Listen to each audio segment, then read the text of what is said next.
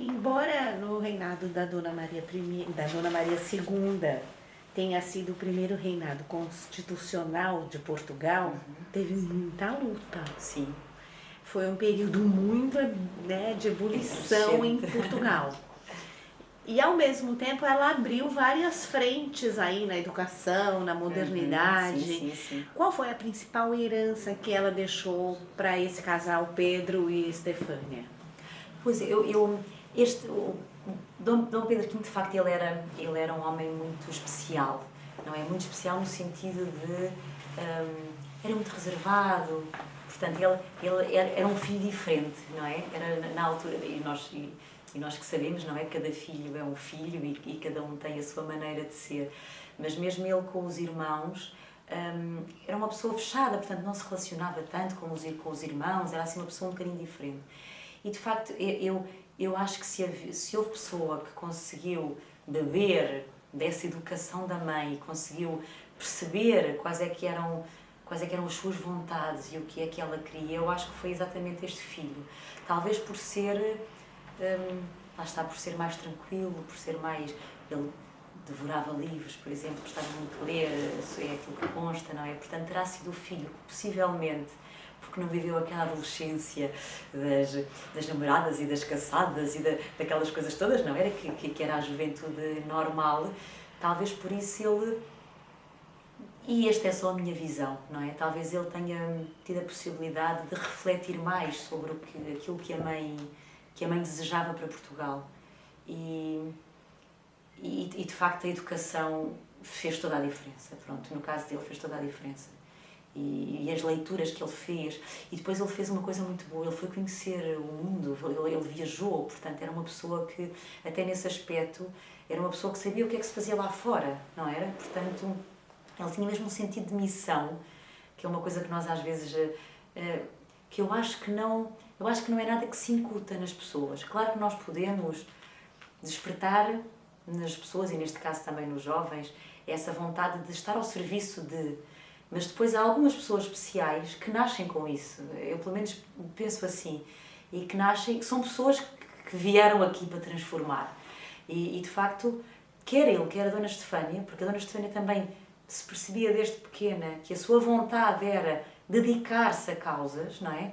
E, portanto, isto pode ter sido trabalhado, não é? E a educação que os dois tiveram ajudou muito a fermentar essa semente, não é? Que a semente depois desabrochasse. Mas acho que isso era algo que eles tinham dentro deles.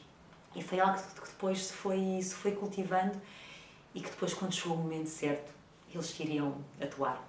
Claro que essas pessoas que nascem com esse sentido de missão, era aquilo que falávamos há pouco, são muitas vezes mal compreendidas, não é? Porque é difícil para quem não tem este sentido de missão perceber como é que há as pessoas que têm uma vontade tão férrea, não é? E que fazem tudo para, não é? Que às vezes são capazes de sacrificar a sua própria vida por uma causa, não é? Isto são pessoas que é raro acontecerem, são pessoas que acontecem de vez em quando.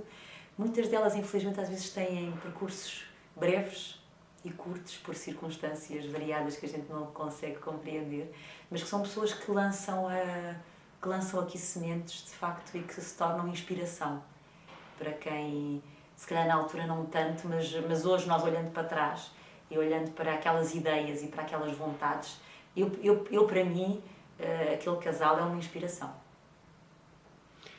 Sara, como é que você vê a sua opinião hoje, né, da importância de resgatar o passado para o jovem? Através do audiovisual ou através da literatura, como você vê a importância para a formação do jovem? Eu acho fundamental. Eu, por acaso, eu sempre fui uma apaixonada por história, a que nós conhecemos e aquela que nós não conhecemos, porque nós também sabemos que a que está contada é uma parte da nossa história, não é? E, portanto, sempre que há descobertas novas, eu, por exemplo, gosto muito também de arqueologia, cada vez que há descobertas novas, que, no fundo, são pequeninas peças do puzzle que nos ajudam a perceber como é que chegamos até aqui. E essa reflexão do olhar para trás, eu acho que é fundamental. Perdão. Eu acho que é fundamental. Porque eu acho que nós, para olharmos para a frente, não é? Nós temos que primeiro compreender o que é que aconteceu, não é? Porque senão estamos sempre a cometer os mesmos erros. Porque nós, ser humano, sabemos que temos a história, somos uma história, nós, a humanidade, somos uma história de poder, somos uma história de conflitos. E acho que essa falta de reflexão, e hoje em dia é muito difícil haver espaço para essa reflexão, porque vivemos na era de tudo é muito rápido e tudo é muito... E as notícias estão constantemente a bombardear-nos a toda a hora. Mas essa reflexão, esse olhar para trás e esse perceber o nosso trajeto, todos os erros que nós cometemos e porquê, é fundamental para que nós depois possamos olhar para a frente e o que é que nós queremos transformar.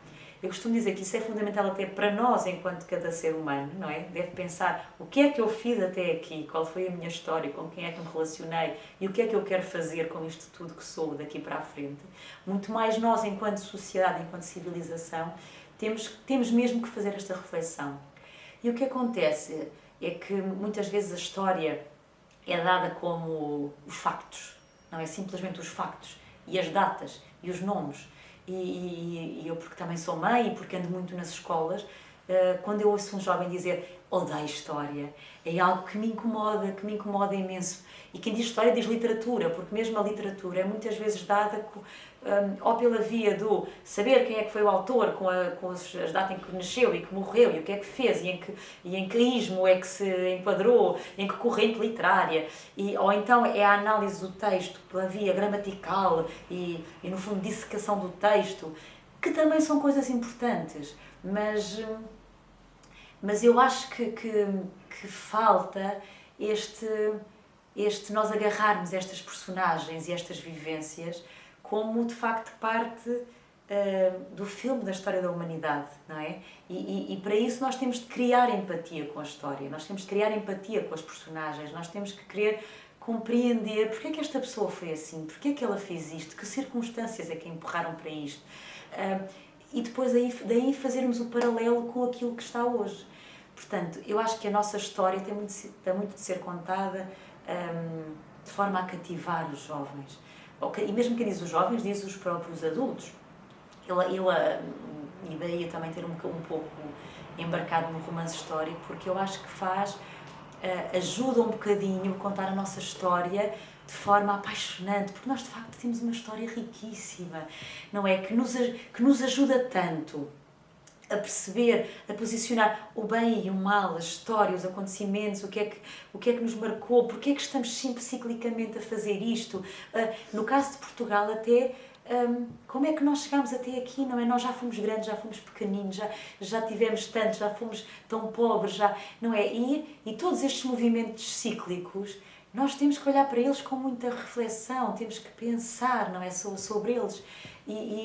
Para que possamos realmente pensar a partir daí que Portugal é que nós queremos, no caso da história portuguesa, que Brasil é que nós queremos e que humanidade é que nós queremos, não é? Que terra é que nós queremos.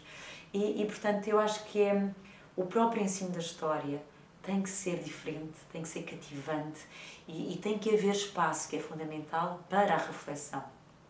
Para que os jovens possam, a partir dos factos e a partir dos acontecimentos, possam refletir, fazer esse exercício fundamental de porque é que isto é importante, porque é que eu estou a estudar isto e o que é que isto me traz, não é? E o que é que eu daqui, que relações é que eu posso tirar depois para a minha vida e para a vida da minha comunidade. Bravo, parabéns. Ora, parabéns a vocês. Isabel, Sara, você autoriza o uso da sua imagem e voz para o documentário? Autoriza. Obrigado. Muito obrigada. Nada, espero não ter dito muito.